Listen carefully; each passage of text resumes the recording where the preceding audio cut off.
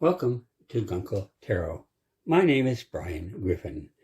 Today I am going to do a video response to the hashtag "If You Could Read Tarot for Anyone," created by our friends over at Catamancy. Basically, if you could read for any, fill in the blank, living or dead, who would it be and why, and what deck or decks would you use? So here we go. My apologies for bumping the camera if it happens. So, 1, friend or partner.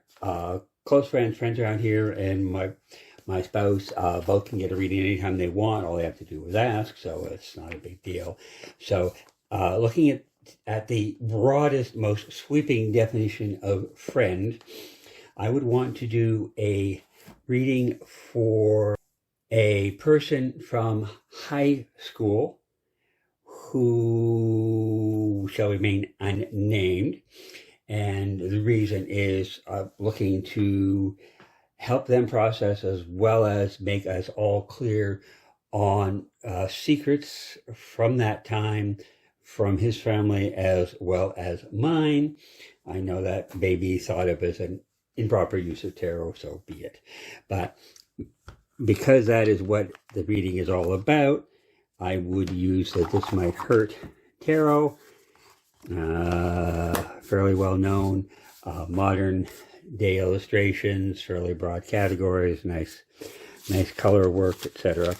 So I would use that, and then to the extent that I might want to add some additional thoughts, I would pick the Oracle of the Garden of Lucid Daydreams by Patrick Valenza. I think it might inspire some deeper thoughts from either or both of us. So that is number 1, friend or partner. The second category is family member. Done readings for siblings and nibblings. I would say a reading for Mom, and she is one of the no longer living. And it would be about those family secrets that I mentioned above, and I would use the Somnia Illustrated. I bought the original Somnia and traded it with someone who had the Illustrated and didn't particularly connect with it, so we made us both happy. So I would use that one and hope to inspire some conversations and some revelations. I think I know the risk. My therapist now, I have certainly talked about all sorts of stuff. The other possibility would be I could do a tarot reading for Grandma, that is my dad's mother. If you read my blog, you will know that she was the only person in the immediate family I was asked not to come out to, and I have since learned from my siblings that was probably bad advice from Mom and based on her issues rather than the actual reality of Grandma. Then the third prompt is pet, and without doubt, I would love to do a reading for Anakin. May they rest in peace. Anakin is the most recent cat who owned me, and in all probability will be the last cat that will own me. So I would definitely use the Deviant Moon Tarot, and if I felt the need for additional information, or perhaps wanting to simplify it down to smaller images, then we would have Mildred Payne's Secret Pocket Oracle, both these decks, of course, by Patrick Valenza. So that would be for Anakin, the dearly departed. Number 4 is musician. Now, it's tempting to say either Ron or Paul of Romanofsky and Phillips. They also would qualify under friend, and they both are very aware of my doing reading, and neither one seems to be particularly inclined. Reading for Paul Williams. Many people know him from writing for the Muppets. He wrote for the Carpenters for those of us of a certain age who may remember who that is. And he is and has been for decades quite an ally. So absolutely, I would use the Pride Tarot from U.S. Games. He got my attention back in the 1980s when, during an evening concert down at the lakefront in Toronto, he made a casual comment about admiring the ladies, but that was strictly personal preference and not a moral decision. And so that was certainly appreciated, because back again in the this would have been early to mid 80s, and so it was not like a common thing for people to go running around talking about, pride and equality, etc. I have been blessed to connect with Paul Williams on social media a few times, and would love very much to turn that into a deeper level. Number 5 is actor or performer. Now, my first thought for this would be Margaret Cho, alive, Robin Williams, deceased. But I'm pretty sure that I couldn't possibly manage to be calm and centered enough for either of them. Someone else who I'm still a huge fan of, but I think I could manage not to be quite as bad a fangirl, would be Colin Mockery, the famous Canadian improviser. And for him, I would use the ETA decks and matching Oracle. It's a collaborative deck. The cards were all done by a number of, as the title indicates, young emerging artists based in or around Toronto, Ontario. And since Colin Mockery, at a young age, came from Scotland to Canada, that would seem to be a fitting deck to use, along with the Oracle, they call the Crown Oracle. Many same artists, but not exclusively the same group of artists. And they were all given the prompt of the word crown, and then a prompt, so dragon, tradition, etc. So another collaborative deck.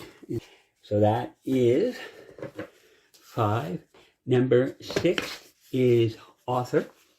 And for this, I have chosen someone who has passed on. Jeff Maynes, deceased, author of Urban Aboriginals. A very thoughtful, insightful look at leather fetish kink communities, spirituality, sociology, a lot of other things. A very, very thoughtful and insightful book. Although Jeff was American by birth, did spend a lot of time in Canada, as I recall. Our paths never crossed, but I would love very much to do a reading for him. And of course, the deck I would use would be the St. Jinx Tarot. This is the uncensored version. Careful as to the cards I show. It's available in the censored version, but from Make Playing Cards, this is from the Game Crafter. So that would be the deck I would use for the tarot portion, and if we decided to go on beyond that, then I certainly would pull out the masculine archetype decks, which you might have some thoughts on. I'm feeling pressured, so we will leave it at that. And that is the author, Jeff Maynes.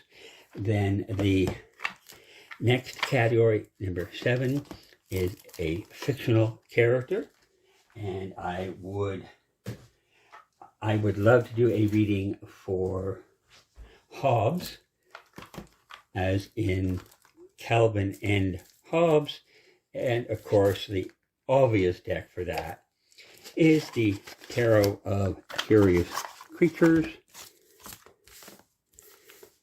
by Chris Ann. A lot of people know, some people love, some people hate.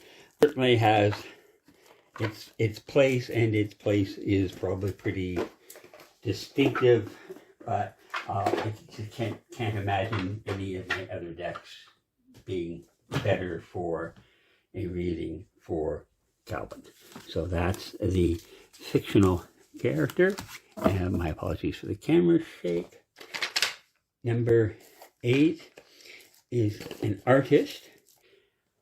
I've only ever seen their name written. I've never heard it said out loud, so my apologies if the pronunciation is wrong. Toku Valio Lakesonen. Many of you will recognize his work under the pseudonym Tom of Finland. And I definitely would not try and use the St. Jinx Tarot subject matter. Instead, I would look at the Sacred Rose Tarot. It's clearly not trying to come up with a sort of soft porn deck, although there are some cards that may well feed into some people's fantasies. Number 9, a historical figure. I decided to go with Oscar Wilde. For Oscar Wilde, it would be the Ethereal Visions Luna Tarot, with the possibility of adding the Dreamscape Oracle by the same artists. It's a bit of a fantasy. It's got the glitz and the glitter with the gilding, which I think Oscar would appreciate. And although obviously the dress is much more modern, there is number 10, which is a bonus. So basically you can pick anybody you want from anywhere, any category, anytime, etc. And I decided that one of the people that I most admired, what appears to be a great person, is Henry Winkler. And I think many of you will recognize the name from some of their modern works. I was able to see Barry for 1 year when we had access to, I guess it was probably HBO. Of course, I first saw him when he was Devon's. So that's what I'm talking about. And I think for him, I would want to use the Sweeney Tarot. This is a print-on-demand from the Game Crafter. And done a new edition, which was cleaned up some of the material I didn't really like, perhaps lightened some of the cards, etc. And the deck I very often pair with that is Marcel's Oracle, another print-on-demand from the Game Crafter. I love it. Keywords are pretty straightforward. Coloring is wonderful, nice color blocking. And I think we could get some very interesting conversations. So there you have it. My VR response to if you could read tarot for anyone, prompts designed by my friends over at Catamancy Tarot. I'm blanking on the person's name, which is why I haven't said it, because of course what I remember is Madame Bathsheba, who is the cat of Catamancy. There you have it. Hope you enjoy. Looking forward to seeing what other people come up with as their response. Thank you.